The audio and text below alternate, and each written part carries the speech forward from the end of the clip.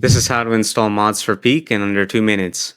Open up a browser and go to get.thunderstore.io, link in the description as well. Click download on Overwolf. At the bottom, click continue download as a guest and run the installer. Hit yes on the pop-up, next, accept the terms, hit next, select no thanks, and let it finish downloading.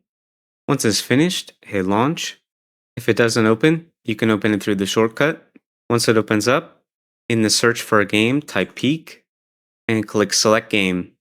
Click select profile. Now we're almost done, but we still need to install BepInEx. This allows the mods to run. So under my mods, click on get mods, BepInEx pack _ Peak.